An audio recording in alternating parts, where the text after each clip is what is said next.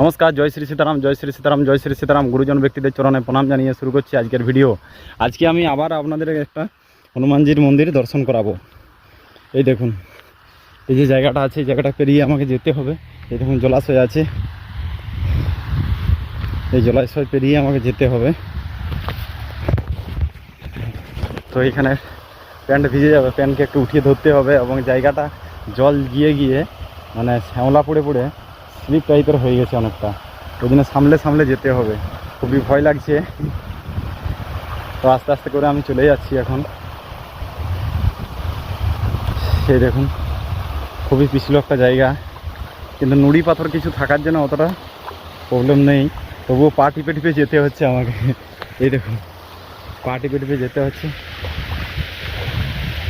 শ্যাওলা পড়ে গেছে জায়গাটা, কতটা এই পাশে জলের গভীর আছে আমি জানি না, তবে জলাশয়টা খুবই ভালো।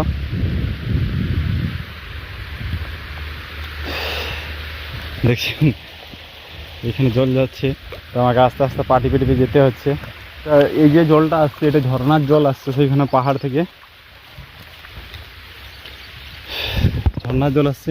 এটা পেরিয়ে গেলাম, এখন আমি যাব আগের দিকে, সামনের দিকে। রাস্তায় কাউকে দেখতে পাচ্ছি না যে জিজ্ঞেস করে করে যাব। আর এখানটা ওঠাটাও অনেক টাফ হয়ে যাচ্ছে, উঠতে গেলে না স্লিপ টিলিপ করবে আবার।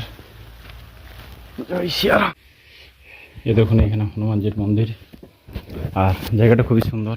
এই দেখুন কি সুন্দর জায়গা এখানে, আর চারপাশে ক্ষেত আছে। এই দেখুন চারপাশে ক্ষেত আছে, পরিক্রমা করার জন্য ওই জায়গাটা খুবই ভালো। এই দেখুন চারপাশে ক্ষেত আছে। তো আজকে শনিবারের দিন, দর্শন হয়ে গেল প্রভুর। এই দেখুন প্রভুর দর্শন হয়ে গেল।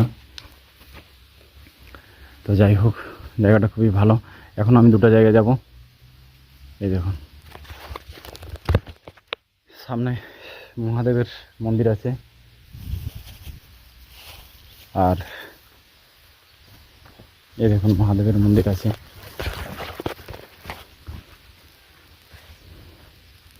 জায়গাটা খুবই ভালো লাগলো।